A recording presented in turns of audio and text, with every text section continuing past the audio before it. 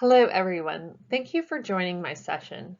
My name is Anne Halley. I'm here today to present my research findings on a project I completed my senior year at Evergreen, investigating phosphorus availability in composts of varying feedstocks.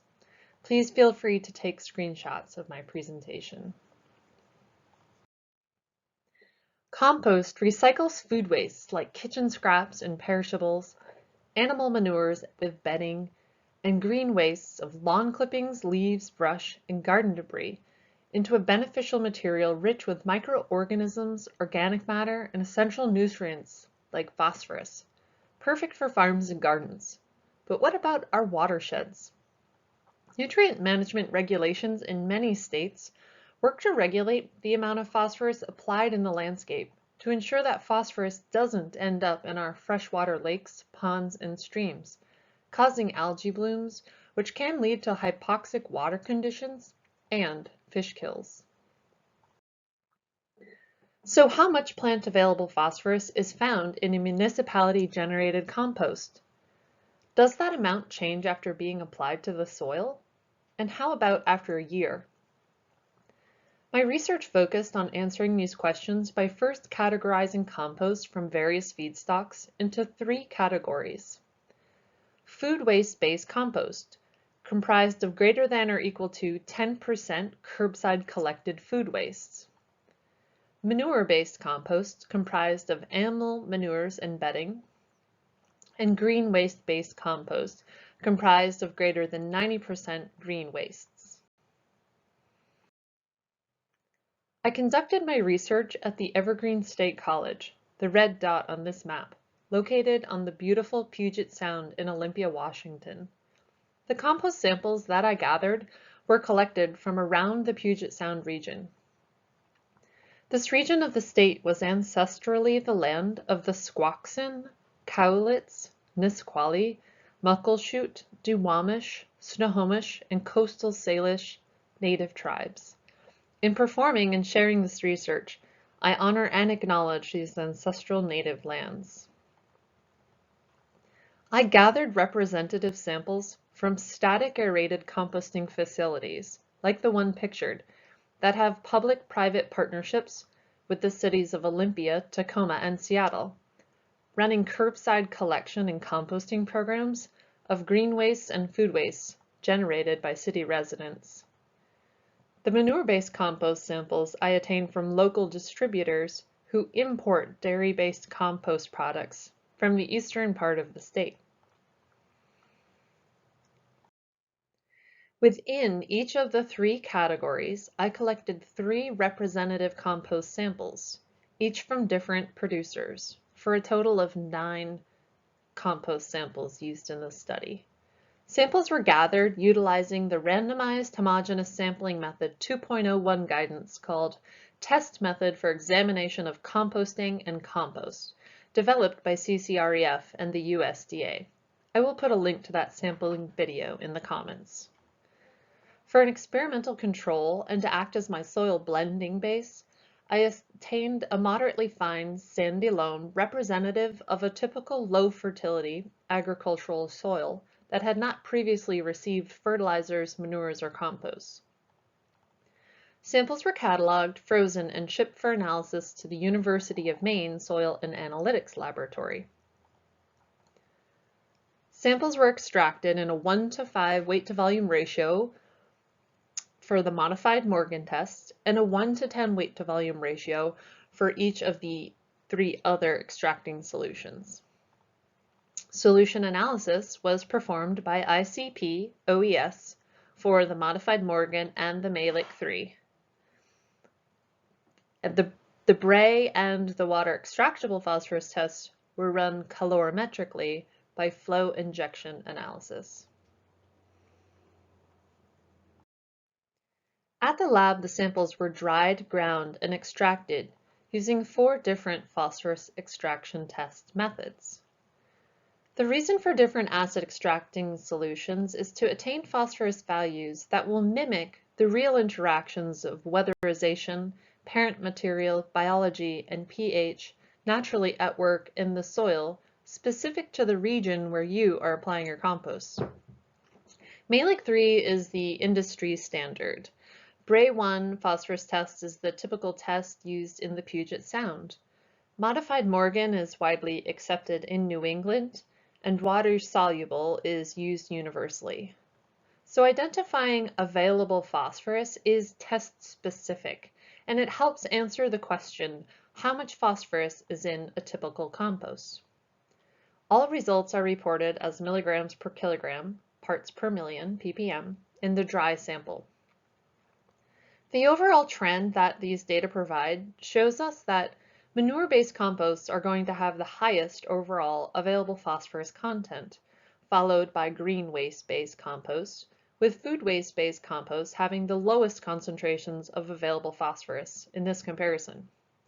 Manure feedstocks being high in phosphorus because most large-scale farms are feeding grain-based diets, and grains or seeds are very concentrated in phosphorus, and only some of that phosphorus gets absorbed by the animal's digestive tract, so manure from farms that feed grain rations is typically high in phosphorus. In talking about available phosphorus, why do we see 4 different values from each of the extraction methods? It has to do with the pool of phosphorus that the extraction method is accessing. If you think about the gray daggers in this image as a symbolic probe, you can visualize the water-soluble test as able to access only the top and smallest pool of available phosphorus, the soluble pool. Modified Morgan test can access that top pool and all of the middle pool, the active or labile phosphorus pool.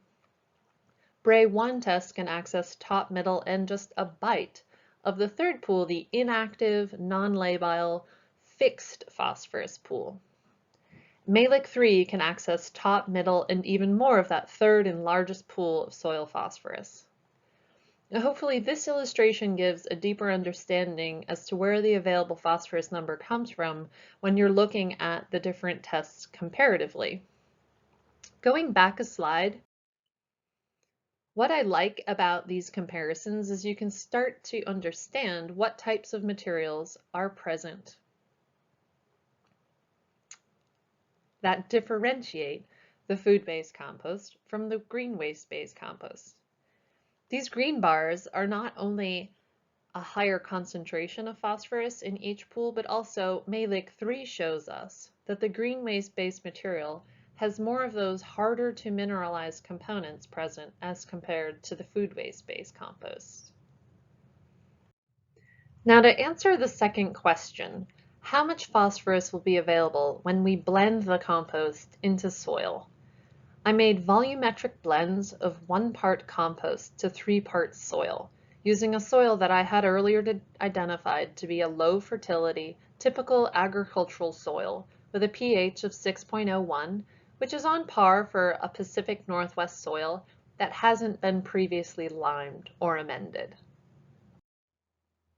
Samples of the blends were sent to the UMaine Soil Lab, and here are the available phosphorus results, broken out into the 4 extractions used.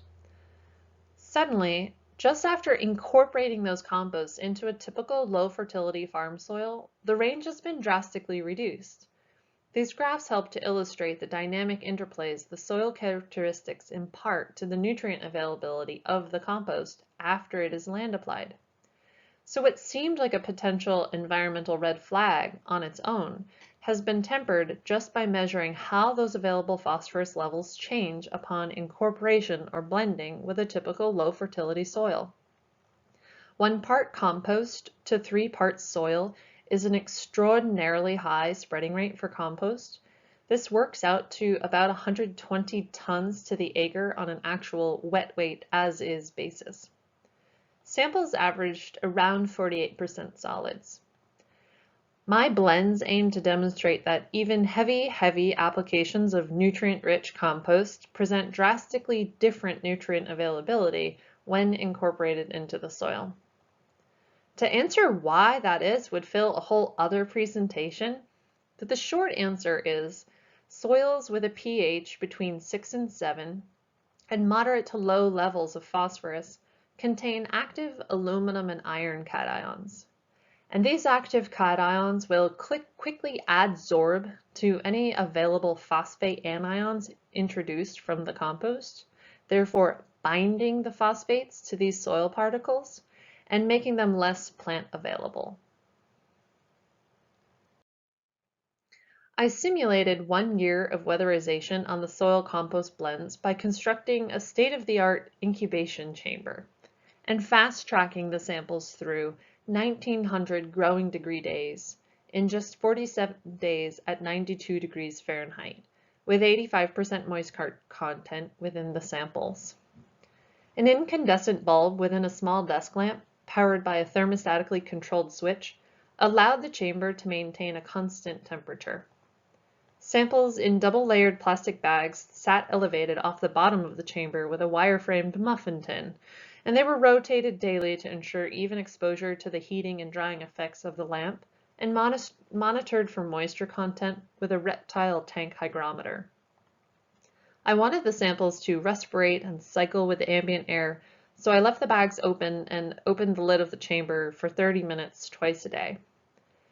Because of COVID, this whole setup was in my attached garage, and I was concerned that having hot bags of manure-based compost on auto warm for a month and a half would make me a very unpopular housemate. But after the first 5 days, the chamber stopped smelling at all. So go ahead, kids, try this at home. The post-incubated samples were then sent to the lab for the final round of analysis. Looking at the analysis for the 4 phosphorus extractions, these values are very similar to the available phosphorus values seen with the initial soil compost blending. The only extraction of available phosphorus that increased with any trend was water-soluble phosphorus. In order to not visually misrepresent the data comparisons in these slides, I fixed the y-axis to 0 to 1000. But next I will show you some slides that better illustrate the changes in values before incubation and after. Now we are looking at all 3 rounds of analysis: the compost soil blends, and the blends after a year of weatherization that was simulated in the incubation. The 2 graphs on the bottom, I manipulated the y-axis, so please look at the values printed above each bar for accurate comparisons. The trends that emerged from these available phosphorus results were: in the modified Morgan test, changes during a year of weatherization showed a trend decreasing in available phosphorus. Think that over the course of the year, as the microorganisms in the sample ate, multiplied, and died, they converted some of the available phosphorus into more complex organic molecules, which became part of the non-labile pool. And those microbes mineralized some phosphates which became part of the soluble pool, and with an overall net effect of reducing the concentration of modified Morgan available phosphorus. And this gets us to seeing the trend in water-soluble phosphorus of increasing concentrations over a year's time. So these trend lines show a nice comparison of the changes the non-labile, labile, and soluble phosphorus pools undergo in a year. So what does this mean for leachable levels of phosphorus? So composts of varying feedstocks can be categorized into food waste-based, manure-based, and green waste-based composts. Within those categories, manure-based composts contain the highest concentrations of available phosphorus, and food waste-based contain the lowest concentrations. Yet when those 3 types of compost are incorporated into a low fertility, pH of 6.01, slightly acidic soil, even at exceedingly high rates not typically practiced, as in our example of 120 wet tons to the acre, the available phosphorus levels drop down to levels that are below the typical value of phosphorus a plant will uptake in a growing season. Looking at the most aggressive available phosphorus test used in this study, if all of this Mehlich 3 extracted phosphorus was available for plant uptake or leaching, The incidence of excess phosphorus levels being prone to leaching is very low with actively growing plants in the ground. The take-home point. A low fertility soil will typically have a large capacity to adsorb the available phosphorus found in municipality-generated compost when the compost is incorporated into the soil.